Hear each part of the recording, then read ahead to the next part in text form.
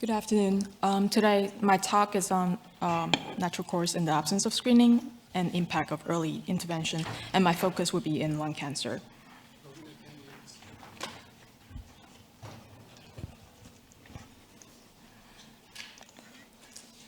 I have no disclosure.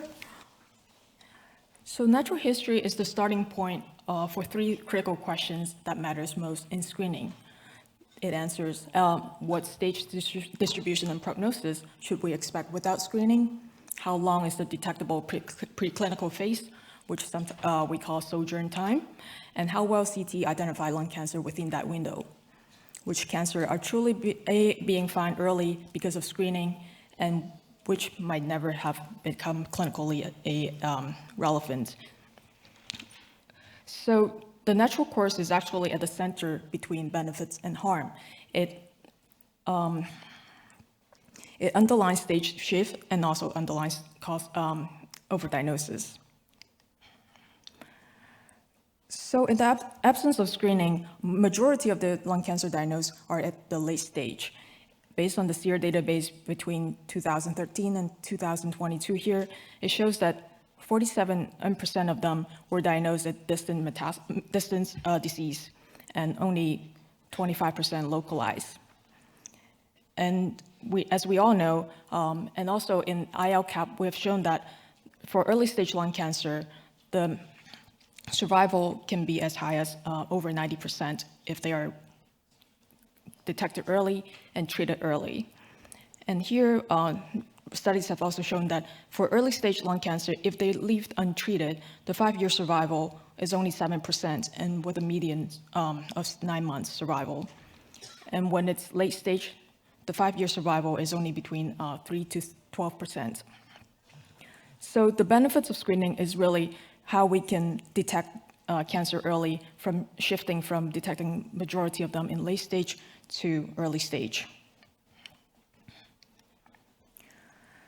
So the information on the natural history and cannot be directly derived from data because the onset and the detectable preclinical phase cannot be observed. So here, but from the study, we know that many invasive cancers have volume doubling time in order of months, and from growing from a tiny millimeter, a few millimeter nodules to symptomatic, it required multiple doubling times. So how long is the detectable clinical phase? Here it shows that, so preclinical phase is where we see, when the nodule can first be identified, detected in CT, and to the time that right before symptoms developed. So this is what we call sojourn time. So studies have reported average about 2 to 6 years is the mean sojourn time for lung cancer. And one of the studies from Ten Hoff show that it's between 3 to 6 years, and this sojourn time actually varied by histology, stage, and sex. And in that paper, he says that for stage 1A, the sojourn time is 1.3 to 2.4 years, which means it takes 1.3 to 2.4 years for stage 1 lung cancer to progress to a more advanced stage.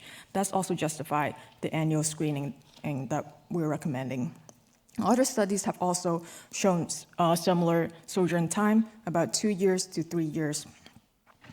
So the longer the sojourn time, it created a greater window for opportunity for lung cancer screening, provided that early detection leads to more treatment, and the treatment help with improving the outcome.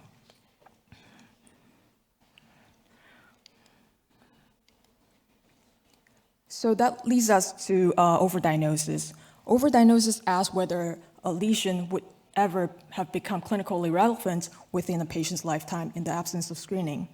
It's most likely we're talking about the more indolent lesions, which, for example, is the very slow-growing lesions or non-solid lesions.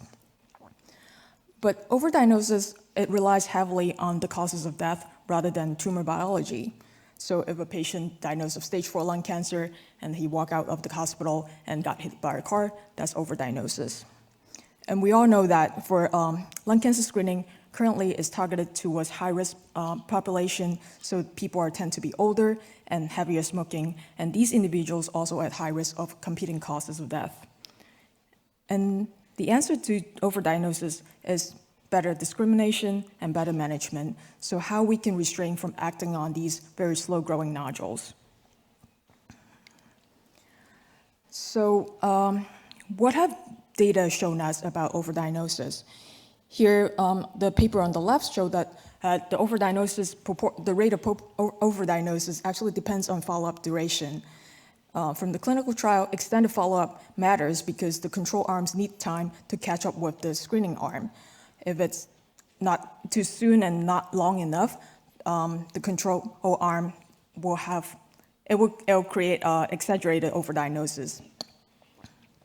So here it shows that with NLST, with 4.5-year follow-up from the last screening, it was estimated as 18.5% overdiagnosis, and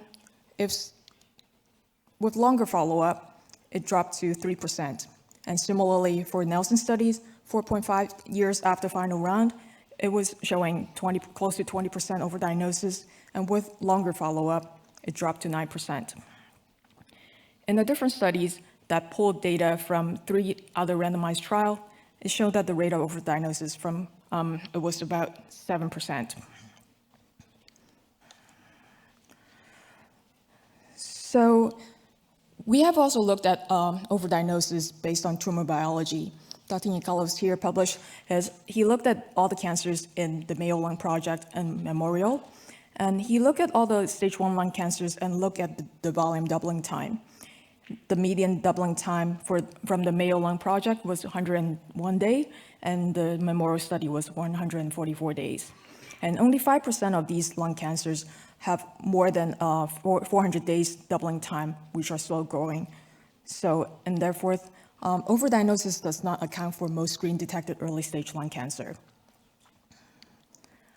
So the next question leads us to whether these early detection of cancers actually change the prognosis and improve outcome.